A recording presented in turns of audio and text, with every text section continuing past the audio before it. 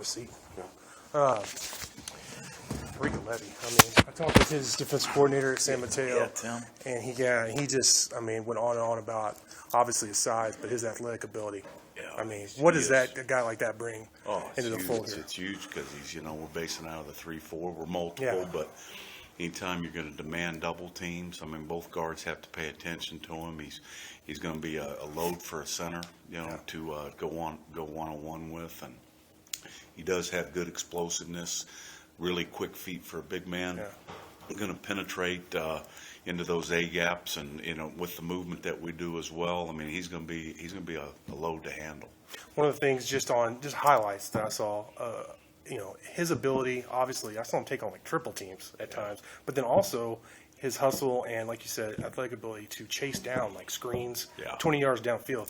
I mean, how rare – it's very I know you've been rare. around some good athletes, but how rare is a guy like him? Very, very rare. I mean, you see a guy that's 360 pounds. I think he played last fall at 340, but either way, I mean, he's a guy that is very athletic and is an effort guy. Normally you see guys that heavy, you would say, hey, this guy's going to be sloppy, this guy's going to be holding point and not be active on the perimeter. But like you said, I mean, he's hustling, he's chasing down screens, he's running on the perimeter, and he's making plays, sideline to sideline. So that's what gets you really excited. And then Brandon Thorpe, I mean, obviously his size and the limited amount of tape I've looked at, he looks like the perfect guy out there at that defensive end, that 3-4 against the run and screens, a lot of the stuff that Big 12 teams. What's your take on? I think he's just a big body kid that got some range, got some size, very explosive at the point of attack. We can move him around. Really, for us in our tackle spot where he could play a 3, he could play a 5, he could be in a 4 and move. He's athletic enough to move around but stout enough to hold point and really get active on those guards and tackles, and he's disruptive. He's an exciting player, and Marcus Smith, another guy that's going to be really Marcus. Keelan McElrath, all these guys that we're talking about, they're moving parts. I mean, Reek is more of a nose, true nose, but the other 3 could swing.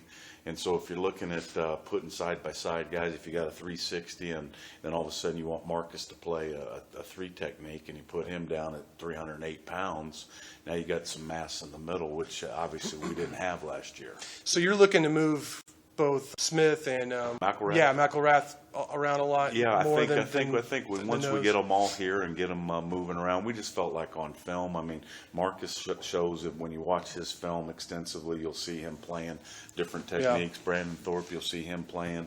Keelan, we think when we looked at him, he was another guy that we felt like if we needed to move to nose, if we had to play him at 3, could he play a 5? I mean, you got a lot of different combinations now. If you're getting in a big boy game where somebody's really trying to jam it at us, and you put, Thorpe, McElrath, Marcus, and Rike in there together, and then all of a sudden, what can you do? Do you stand Brandon Jackson up as an overhang and let Pete Robertson play the other overhang? I mean, there's going to be some, obviously keeping everybody healthy, but this gives us more off of our 4-down combinations. If we're in the bare front, where those nose guards get soloed up, and all of a sudden you got an active Marcus Smith, or you got a mauler like Rika that can really take advantage of one-on-one situations across the board. It's going to be fun to watch.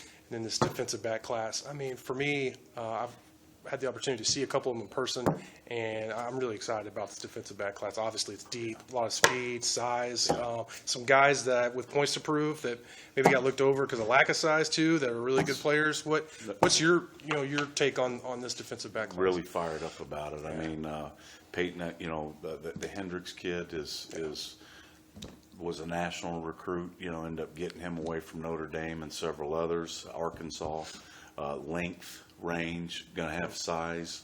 Josh Keys comes in. He's already gained 10 pounds in the short amount of time that he's been here, but 4-star kid that was very talented, left the state, had chances to stay there at Ole Miss, Mississippi State, and you end up getting him.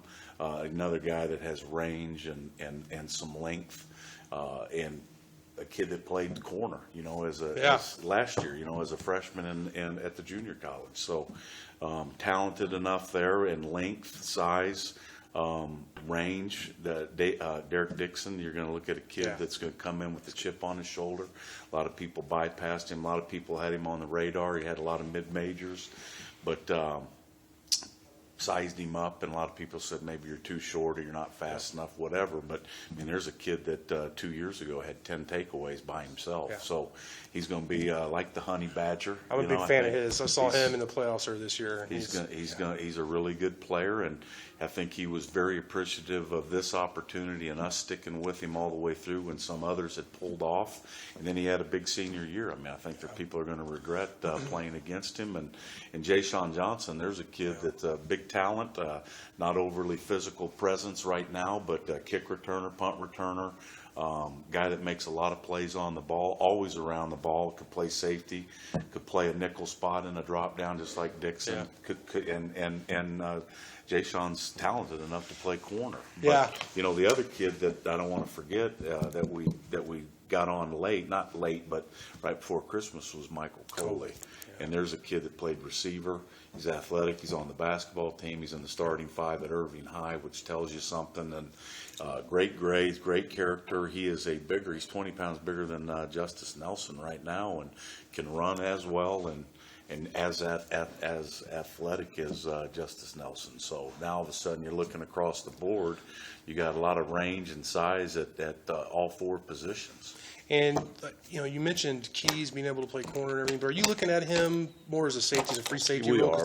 Yes, we are. But okay. just talent-wise, I mean, he's a kid that anytime you've got like a Justice Nelson, a kid that, you know, for us could play corner, could play safety. Yeah. And if you got moving parts, you know, obviously you're going to have the best 4 out there, and then you got the Raider spot for us. And if we're seeing a spread or a nickel type situation and you want 5 fast guys on the field, even 6 at times, you know, then we're going to have the ability to do that. But real excited about the front, you know, the front that we were able to put together and the back half. And then can't forget Dakota Allen and Connor Wilson at that second level, you know. So we thought Connor Wilson's we haven't ruled him out as a high safety yet. He's tall, rangy. We think he's going to be the next Terrence Bullitt as far as being able to be a long, rangier, bigger presence on the perimeter at that Raider spot. And then Dakota Allen, we just think, you know, good instincts, aggressive. He went into his senior year around 227, has since cut weight for wrestling. You're talking about a guy that may win the state. He's got a great chance at winning the state at the 220 pound range. So tough kid, smart, active, and had a lot of people on him. He did. Y'all won. I know Oklahoma State, TCU, definitely. I mean, how big is that with a lot of these? Offensively, Tech has obviously had some experience with winning some of those battles, but defensively to come in here and get some of these guys, you know, Levy with Oregon coming in late and everything. How big was it for y'all to be able to do that? Really huge. I mean, I think, you know, just changing the culture around here, changing the mindset.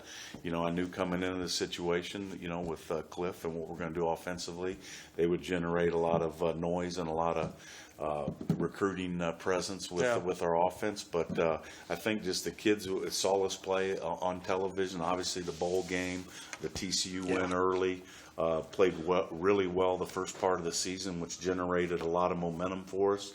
Even though we ran into some hard knocks there at the end and had some troubles, but you know, enough to gain enough momentum early on to say, hey, these guys are multiple in their package, they're multiple with their fronts, they're aggressive, they do a lot of blitzing, they play a lot of coverages.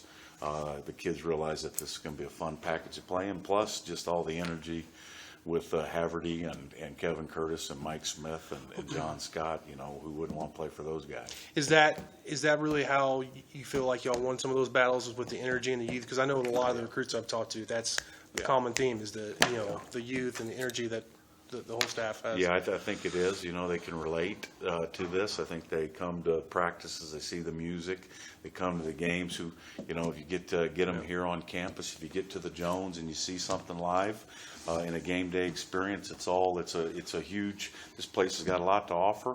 A lot of people try to negative recruit Texas Tech, but if a kid and his family walk on campus here, this is a hard place to turn down. And now here with this coaching staff and, you know, former Raiders being a part of it, and all the energy and the excitement from Raider Nation and the backing, I just think that it's really, the kids know what's going on. They know Cliff is hip, you know, and Yeah. they know the staff is into it, and they can talk their lingo. And I think it's, you know, this thing's just beginning to climb. So we're excited about it.